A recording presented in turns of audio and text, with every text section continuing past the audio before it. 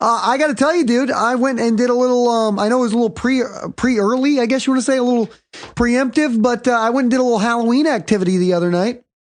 Oh, yeah? Yeah? I did a karaoke haunted house. You went to a spook house?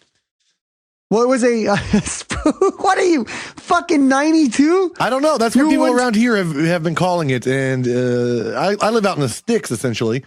But wait. When you say people around here, do you mean like one person? Was this person your grandmother? Several people. Yes, it was my grandmother and her friends, but there's several people who still call them spook houses. And then was it your grandmother's bridge game with all her other grandmotherly friends, or was anybody under the age of Social Security? They're advertising spook houses as well. So people put on the local like haunted houses, but their advertisements and their flyers that they're putting up around town are calling them a spook house. So it is more so than my grandmother's bridge friends. It is a trend in the area to call them a spook house. I do not know what kind of, I feel like I just stepped into a new episode of Black Mirror, and it's we're having spook houses here. I don't know in your land. It's a weird thing. I just kind of noticed that people around here call them spook houses. No, that is fucking weird. It's like the word kooky. It's not something people don't say, oh, I got a spook. Like that is very, Herman Munster sounding. There was a spook. I guess I live in an area with a lot of older folk. I don't know what the fuck. I feel like it's a Twilight Zone episode. I'm not sure that I'm not talking to you like Dennis Quaid in the movie Frequency, and you're in the year 1962, and I'm right now in modern times. I feel like I'm talking to you in another dimension, and you're in a previous time zone right now. In a previous spook houses. That was a spook house. Well, it was very 1960s. The spook. Dave Coulier's in 1962, at least. No, I went to very much a 1960s style spook house though, because and I do see why people call that. It's very catchy. When you start saying spook house, you just want to keep saying it. But it was a karaoke / spook house, which was very interesting because you go into it. And there's jumping things, but also in the middle, like a lot of times there's these setups, there's karaoke going on. So I did karaoke in the middle of a haunted house last night multiple times. I couldn't stop myself. So you go in and you get a couple spooks, and then there's a foyer in the middle, and you have to do a karaoke song in order to progress through the haunted house? You don't have to do a karaoke song. It's like, have you ever walked into a spook house where they have what appears to be like a big open area, like a bar? And you walk through it, and sometimes things jump at you, but then you go back into the tunnels and the caves and whatnot. I don't go to those things. Oh, you don't do spook houses? No. Well, in many a spook house, there is a giant cavernous opening a lot of times where you're walking through tunnels and you're walking through these little tight spaces, but then occasionally you come into an open area. But it's supposed to kind of freak you out because you never know what could come out in the open area. What's high, because it's always dark and foggy and shit. Okay. And this one is set up like a karaoke bar in the open area. And you can just literally, stop, hang out for a while, do some karaoke. So we did. And when I say we, I mean I. And I thoroughly enjoyed it. The best part about it is when you do karaoke in a spook house, so everybody's sitting there, and for some reason you would think that they'd all do Halloween theme songs, but it's like some old guys up there doing fucking. He's doing Islands in the Stream. Yeah, I got it. Bloodline. No, not even party songs, bro. This guy was like George Strait singing like, "You're gonna chase your horses. I've got friends in low places where the whiskey drowns and the beer. I didn't know there were. I didn't know there were so many Conway Twitty duets. There was like 18 Conway Twitty duets I saw, and so I was like, well, we need a fucking Halloween song because this is a spook house and everybody's doing fucking Conway Twitty duets. So I go and I sign up, do a little Monster Mash. What I love about the spook house environment is. I got up on stage. I have a whole theory about how you do a great karaoke performance. You get about 5 seconds before the music starts where, how they can cut your mic on and off with the, they control the mic. Yeah. You know what I'm talking about? And most of the time the mic does not work until about 5-10 seconds before the song starts. But if you take advantage of that, if you just grab the mic and you start going into it, check, you'll hear the instance they cut your mic on. And then as soon as you hear your voice, you can actually stop them from playing the song. And you can get about 30 minutes or 30 seconds to a minute of just talk time where they let you go. You filibustered the karaoke. Well, they will let you talk. So I go like, I always like to, depending on where I'm at, I like to do a speech. So if I'm at a regular karaoke bar, a lot of times I'll go like, I don't know what was going, and I like to go to karaoke bars where nobody knows me. So, and I do one song and I leave. That's my favorite thing to do. You go to a karaoke bar where nobody knows you, you do one song, you bring the fucking house down, you high five everybody, and then you fucking get out of town. It's the most fun in the world. So a lot of times I'll do something like, I don't know what's going on tonight, guys. I had a real rough night. I'm bankrupt. I've got diagnosed with cancer. But an angel appeared in front of me and the angel said, you go down to X and X karaoke bar tonight. You go there because there's angels there and there's whiskey there and we're going to drink and then we're going to fly like the fucking angels, motherfuckers. And if you say motherfuckers, people clap. They always love to at bars.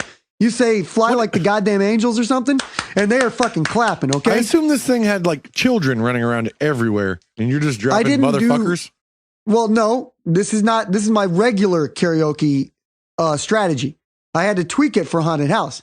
So my regular karaoke strategy is the speech about possibly being diagnosed with cancer. An angel appeared to me. It said, drink whiskey with your friends and I always use the name of the bar. And they said, the only party people in town that you need to be with are the greatest party people. And you say that, and then you say motherfucker, and you've already won them over. Then you do a song and you say, Jesus asked me to perform this song for you. And then you do the song and it's great. And you do, typically I do Save a Horse, Ride a Cowboy, works every time. And I jump around a lot. And then when it gets to the music part, I always just fucking freestyle rap. And then afterwards I go and I drop the mic and I give high fives. I take a shot and I leave the fucking place. In this particular instance, because it's the middle of Haunted House, I'm going to kind of flip the script a little bit. So what I decided to do is instead of saying the angel and the cancer and all that, I go, does anybody else here love to worship Satan? And then I start talking about how much I love the Dark Lord and how much I love worshiping at the altar of the Dark Lord and that Beelzebub, I start naming all the different things I can think of for Satan, Satan's name, Lucifer, all of it. I just say all the names and I say that I pray to Satan and then I do the monster mash. And then every time where it's like, it was a graveyard smash, we did the mash. And then instead of I say we, I go, Satan did the monster mash. And I just said Satan like 800 times. Get off the stage thinking I fucking owned it. Okay, thinking I owned it. Now you're a crazy person. What I realize is even in the instance of a haunted house, where you would think that people would be down with this, people get very uncomfortable when you start openly worshiping Satan. Well, yeah, that can happen pretty much anywhere. Anywhere you openly proclaim to worship Satan, you're going to get some weird views. But they didn't understand it was a haunted house. It was supposed to be funny. Like why wouldn't people get that that's what I was doing? You know what I'm saying? One statement about Satan might have gotten a chuckle, but a 30-minute proclamation about the pros and cons of, worshiping the Dark Lord. By the way, there was just pros. It was pure pros.